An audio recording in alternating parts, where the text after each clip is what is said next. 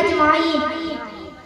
സാഹോദര്യവും സൗഹൃദവും നിറഞ്ഞ ഈ സംഗമത്തിൽ ബഹുമാന്യരായ ഉസ്താദ്മാർക്കും സ്നേഹമുള്ള സഹപാഠികൾക്കും സുഹൃത്തുക്കൾക്കും അസ്സലാമു അലൈക്കും വറഹ്മത്തുള്ളാഹി വബറകാതുഹു.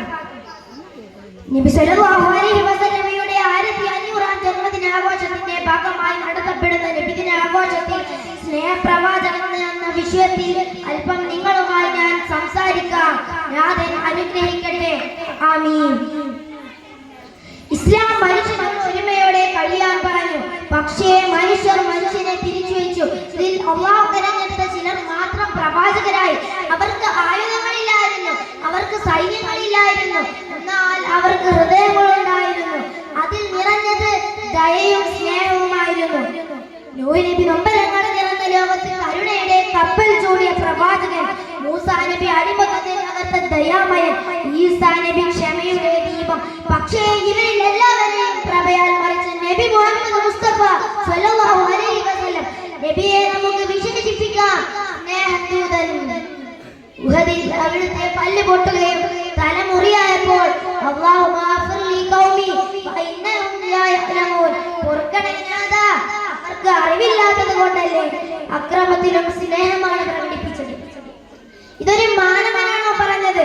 അല്ല, അതൊരു ദൈവിക സ്നേഹത്തിന്റെ കരുണാസ്വരൂപമാണ് അവിടുന്ന് പറഞ്ഞത്. കുട്ടികളെ സ്നേഹിക്കാത്തവരും മുതിർന്നവരെ ആദരിക്കാത്തവരും ഞങ്ങളിൽ പെട്ടവരല്ല. നമ്മുടെ സമൂഹം സാങ്കേതിക വിദ്യയിലൊക്കെ വളരുമ്പോഴും ഹൃദയങ്ങളിൽ പായി വളരുന്നു. ഖുർആൻ പറയുന്നു, വമാ അർസൽനാക ഇല്ലാ റഹ്മത്തൻ ലിൽ ആലമീൻ, നബിയെ ഈ ലോകത്തേക്ക് കരുണയായിട്ടല്ലാതെ അങ്ങയെ നിയോഗിച്ചിട്ടില്ല. അവിടുന്ന് വിട പറഞ്ഞപ്പോൾ എന്റെ ഉമ്മത്തിനെ കുറിച്ചായിരുന്നു അവസാന വാക്കുകൾ. പ്രിയ കൂട്ടുകാരെ, ഒരു നിമിഷം കണ്ണൊന്ന് അടച്ചു നോക്കൂ. അവിടുത്തെ കാലം, മദീനയിലെ പൊടിയേറിയ വഴികൾ, സ്വഹാബികൾ ചുറ്റും. ഒരാൾ മുന്നിലേക്ക് ഓടി വരുന്നു, യാ റസൂലല്ലാഹ്, ശത്രുക്കൾ വരുന്നു എന്ന് പറയാൻ. പക്ഷേ പ്രവാചകൻ സ്വല്ലല്ലാഹു അലൈഹി വസല്ലം ഭയക്കാതെ തന്റെ ജനങ്ങളെ കൂട്ടിച്ചേർത്തു. അവിടുത്തെ കണ്ണുകളിൽ വെറുപ്പില്ലായിരുന്നു, സ്നേഹത്തിന്റെ സമുദ്രം മാത്രം.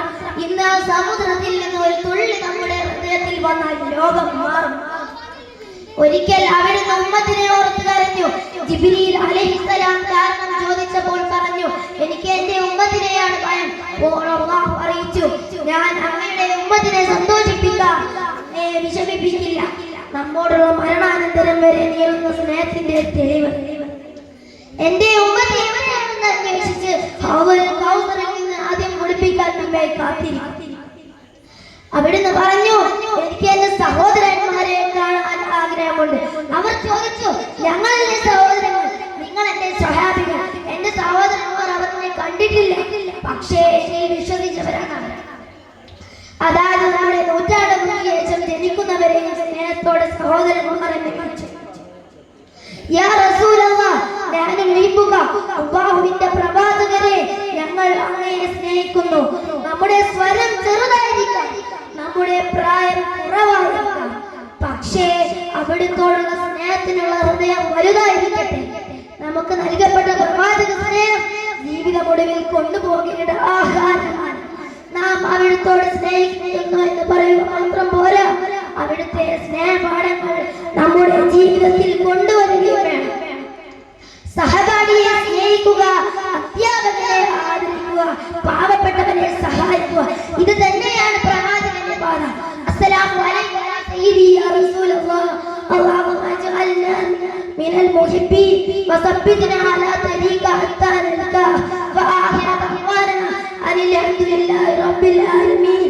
അസ്സലാമു അലൈക്കും വറഹ്മത്തുള്ളാഹി